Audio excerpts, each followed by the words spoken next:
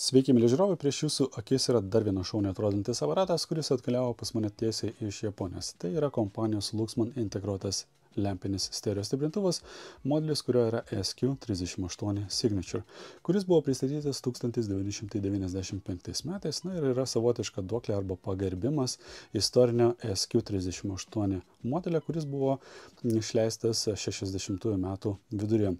Ir buvo vienas iš svarbiausių produktų Luxman asortimente, nes jis buvo, galima sakyti, tai praktinis modelis perinant kompaniją į aukštesnės kokybės garso stiprintuvų rinką.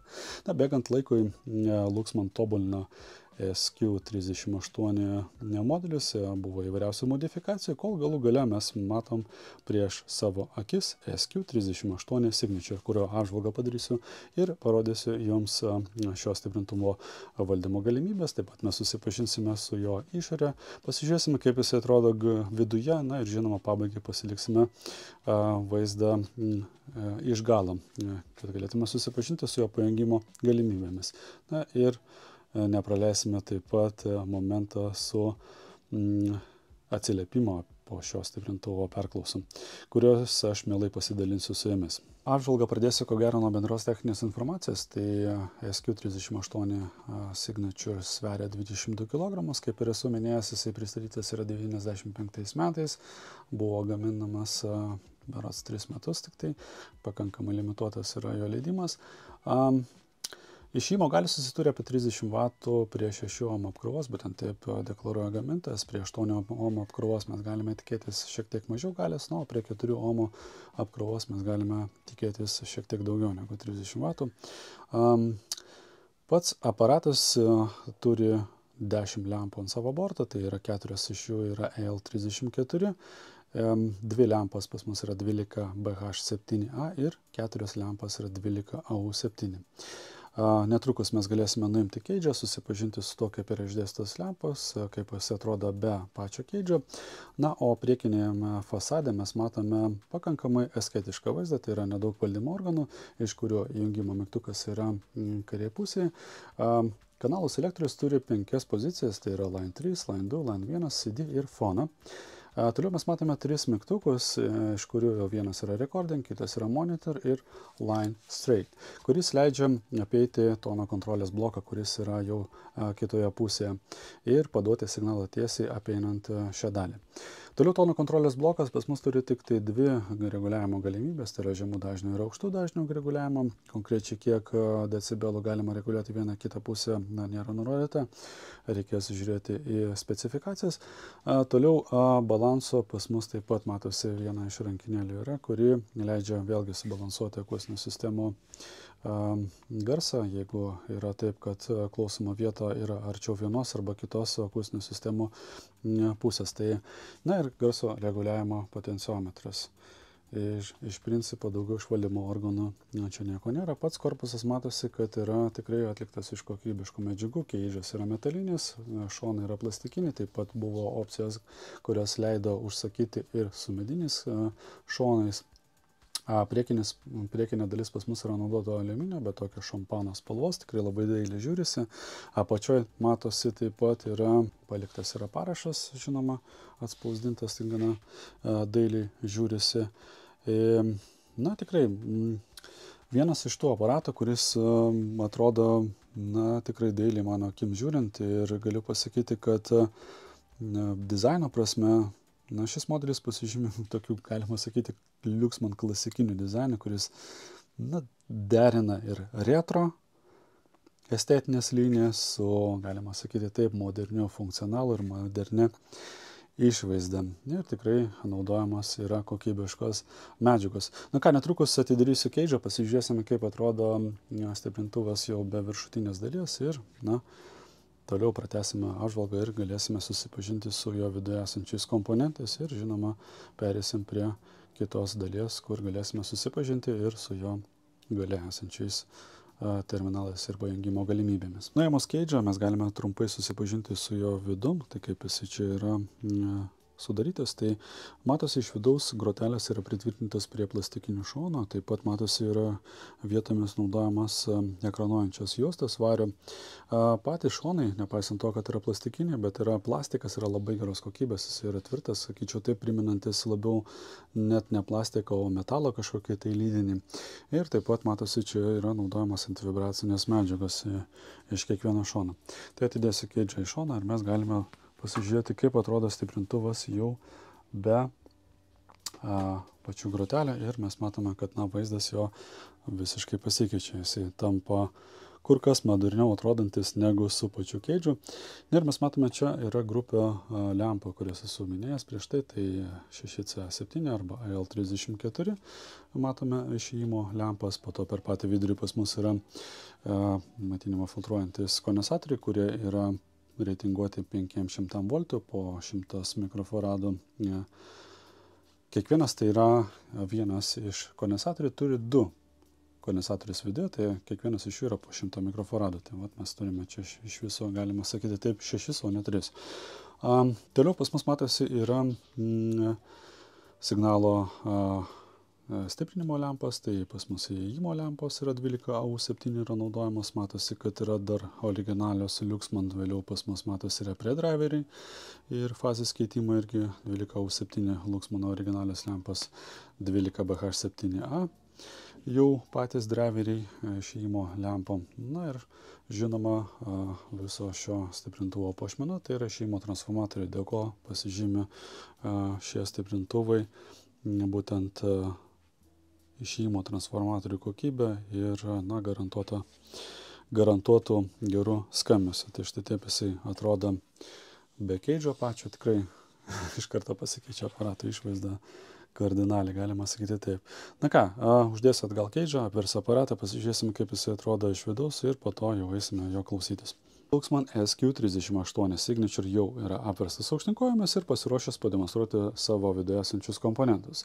Taip pat nukėlęs dangtį mes galėsime susipažinti su šio aparato topologija. Dangtis, kaip matote, jau yra atsuktas ir paruoštas jį nuimti. Pats dangtis yra atliktas iš 1,7 mm storio plieno, kuris yra dažytas ir taip pat yra perforuotas tam, kad vidintųsi viduje esantis komponentai. Ant dangčio mes matome 4 anoduoto aliuminio kojelės, kurios turi taip pat ir tokius poliuretano diskus, ant kurių jau laikosi pats stiprintuvas. Taip pat aš ant apatinio dangčio esu pastebėjęs lipduką, kuris byloja apie tai, kad pats aparatas buvo servisuojamas Luxman autorizuotam serviso centre 96 metais. Panašu, kad tai galėjo būti garantinis servisas, nes pats modelis šis buvo pristatytas 95 metais, tai turiu įtarimą, kad būtent taip ir buvo. Tai kągi, nukelkime dangtį ir galėsime susipažinti jau su šio aparato viduje esančiais komponentais. Tai atidėsiu, kaip tik bus puikiai proga išvalyti dar ir dangčio paviršių, kurio yra nusėdusių dulkių. tą ir padarysiu vėliau. O dabar mes matome štai tokį vaizdą, ir kuris dalinasi, sakykime taip, į dviejų skirtingų tipų montavimo būdus. Tai mes matome per vidurį patį erdvinio montavimo tipą, kuris buvo tipinis būtent 60 metų, 70 metų audiotechnikoje lempiniai. Ir taip pat mes matome komponentai, kurie jau yra pozicionuojami ant spausdintųjų plokščių. Tai pabandysime dabar susipažinti su šio aparato topologija, kuri dalinasi praktiškai į dvi dalis. Tai yra maitinimo, galios aprūpinimo ir kita dalis jo audio signalo. Tai pradėsime turbūt nuo maitinimo dalies. Pas mus dešinėje pusėje matosi yra tinklo maitinimo kabelis skirtas lizdas, iš kurio laidai patenka į paskirstimo tokią plokštę, iš kurios taip pat keliauja porą laidų iki jungimo mygtuko. Kai jungimo mygtukas yra jungiamas, yra uždaroma grandinė, vėliau maitinimo srovė ir įtampa patenka į jau galios transformatorių, kuris pas mus matosi yra patalpintas per patį vidurį ir taip pat turi dar fainai atliktą ekranavimą. Tai mes turime vario skydą, kuris yra taip pat dar ir žemintas. Šalia jo mes matome, yra naudojamas taip vadinamas čiauk arba droselis, kuris yra skirtas išlyginti irgi srovei, kuri vėliau yra paduodama į anodo lempų. Tai va, tai iš jau pačio transformatoriaus, transformuota įtampa ir srovė, matosi, kad daugybė laidų keliauja į skirtingas dalis. Tai vieną iš jų mes matome čia esantis dar vienas maitinimo šaltinis, kuri yra atliekamas srovės lyginimas, stabilizavimas bei reguliavimas ir vėliau dalis tos įtampos yra paduodama į stiprintuvę esantį fono korektorių, kuris yra sumontuotas po šio skydu, kuris uždengia taip pat ir įėjimo terminalus. Taip pat matosi, kad dalis būtent maitinimo patenka atgal į plokštę, komutacinę plokštę, kur taip pat praeina per diodų poras ir vėliau patenka, čia panašu bus gal aukštos įtampos padavimas, panašu, kad čia bus anodinės įtampos, kuris vėliau keliauja į srovės lyginimo dalį ir po to yra paduodamas į anodus. Taip pat mes matome čia irgi ateinantys laidai ir sprendžiant pagal jų storį, panašu, kad yra būtent pakaitinimui skirti. Ir taip pat aprūpinamos yra lempas tiek pakaitinimu, tiek anodų, tiek yra aprūpinamas maitinimu ir fono korektorius, kuris sumontuotas po šio skydu. Ant maitinimo plokštės taip pat matosi keletą ir reguliavimo potenciometrų. Panašu, kad čia bus būtent išėjimo lempų biosui reguliuoti skirti potenciometrai. Vėliau tai galėsiu detaliau pasižiūrėti.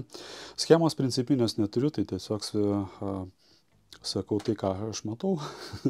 Tai kaip man čia atrodo viskas. Aišku, atsidarius principinę schemą būtų kur kas lengviau ir paprasčiau susigaudyti su to, bet yra taip, kaip yra. Šitiems aparatams principinių schemų nėra taip ir lengva gauti. Šitie dažniausiai aparatai yra skirti būtent, Japonijos vidiniai rinkai, nes čia būtent konkretus modelis yra numatytas net 100 voltų maitinimo įtampai, tai yra japoniškas aparatas. Dabar mes galime persijungti būtent į garso traktą, kaip čia viskas veikia ir kaip čia viskas atrodo. Tai pradėsime turbūt nuo paprasto linijinio įėjimo, kuris mes matome čia galiniai nugarėliai yra, sakykime, vienas iš įėjimo signalų pasirinktinis, iš kurių kiekvieno terminalo matome, kad eina atskiri laidai. Atskiri laidai patenka vėliau į kanalų selektorių. Iš kanalų selektorius taip pat matosi, kad keliauja į komutacinę bei tono kontrolės plokštę, kuri matosi yra tokia biški mažesnė už kitą. Ir geras yra dalykas tas, kad realiai šis aparatas turi fono, tai yra tono kontrolės bloką, kuris leidžia padidinti arba sumažinti žemų arba aukštų dažnių atsaką, bet esant norui jo apeiti, yra tam skirtas mygtukas ir nuspaudus jį, tuomet signalas keliauja tiesiai jau į sekančią stiprinimo pakopą. Tai kalbant apie stiprinimo pakopas, tai mes gaunamą signalą siunčiam į vieną iš lempų, tai matosi, kad vienam ir kitam kanalui yra po vieną lempą, čia yra naudojama 12AU7, kuri yra dvigubas triodas, tai reiškia, kad viena dalis lempos yra naudojama būtent pradinio signalo stiprinimui, tai yra paduodamo signalo stiprinimui, kuris vėliau yra siunčiamas į tono kontrolės bloką, kuriame mes matome tik tai pasyvius komponentus, tai yra jokių aktyvių komponentų čia nėra. Todėl praėjęs signalas per pasyviuosius komponentus yra gana smarkiai nuslopinamas, tuomet jį reikia vėl sustiprinti, tai sustiprinamas yra lygiai tos pačios lempos, tik tai jau kito segmento. Ir taip pat to yra siunčiamas į kitą lempą, kuri yra ilgi tokia pati, tai yra 12AU7, kuri irgi yra dvigubas triodas ir vienas segmentas iš jo atlieka predriverio vaidmenį, o kitas yra fazės keitimo atliekantis funkciją. Toliau signalas iš predriverio ir fazės keitimo lempos keliauja į sekančią lempą, kuri yra driveris. Tai yra 12BH7A lempa, kuri vėliau sustiprintą signalą paduoda jau į išėjimo lempas, kurios pas mus yra EL34. Yra tokie pentodai, kur jau pas mus matosi, kad kiekvienam kanalui yra naudojamas po dvi, tai reiškia, kad aparatas yra push-pull konfiguracijos.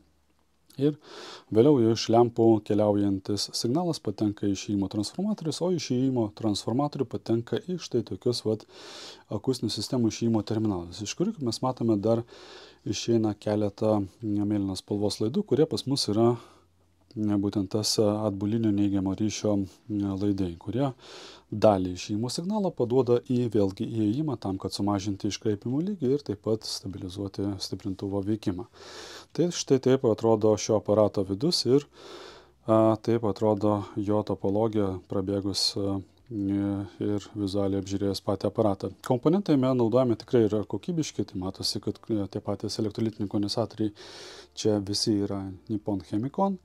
Taip pat matosi, kad yra ir ekskliuzyvinių, tai yra būtent pačios kompanijos brandintų komponentų, tai čia mes matome Luxman irgi kažkokie tai kondensatoriai, yra plėvilinių kondensatorių nemažos talpos, matau pagal jų dydį.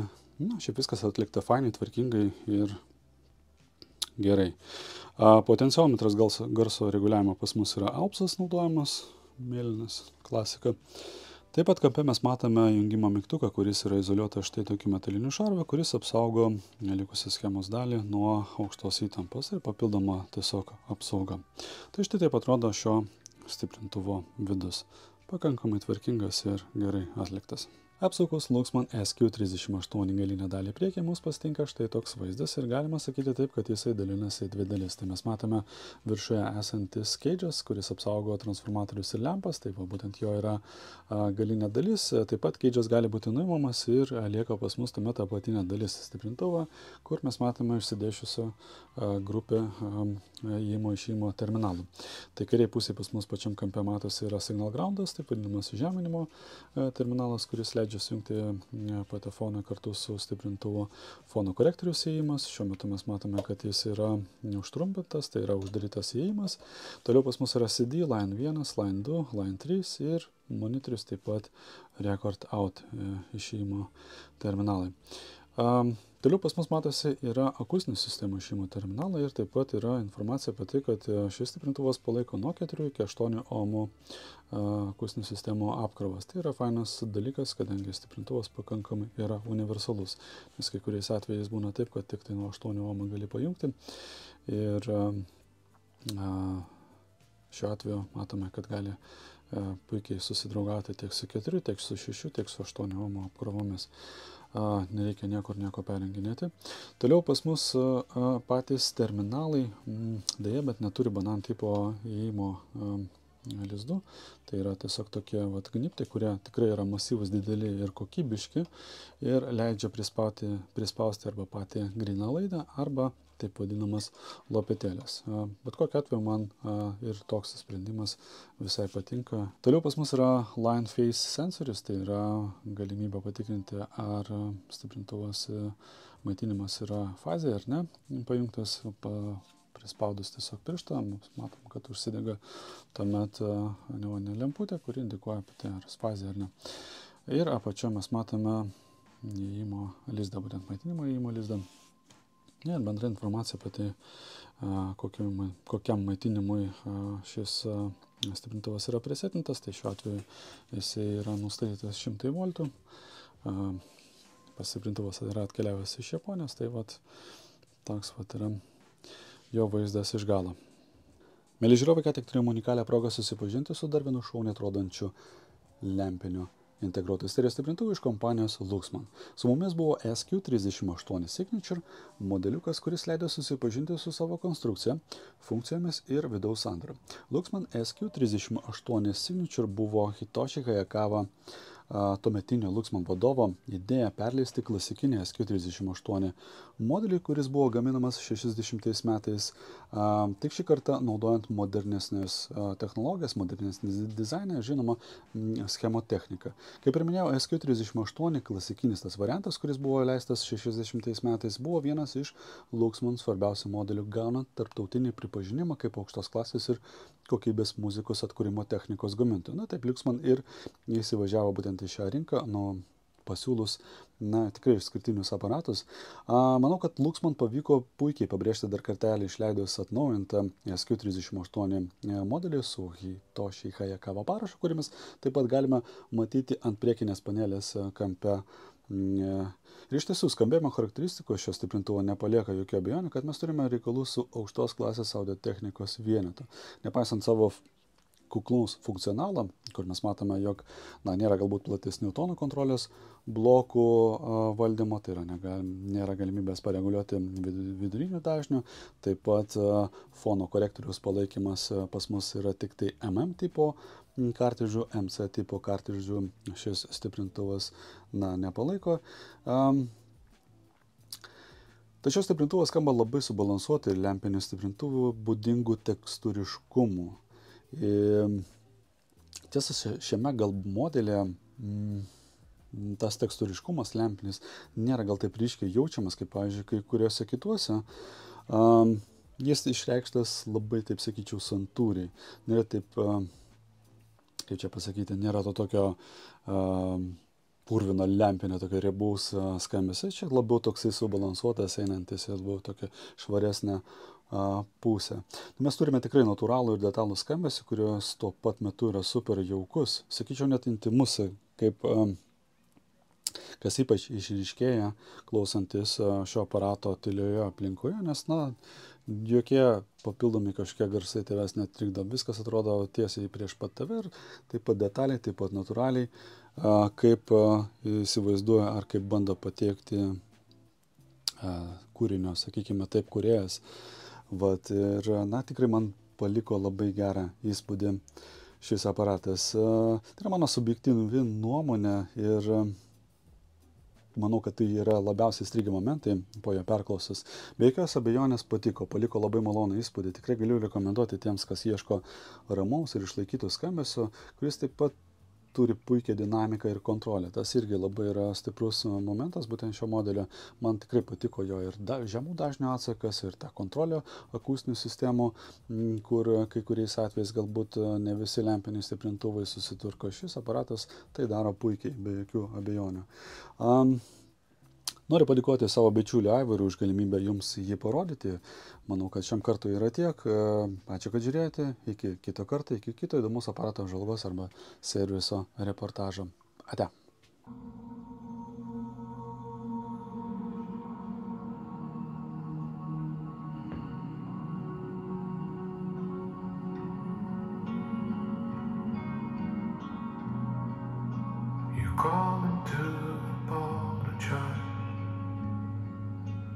Deep inside, you know you were right.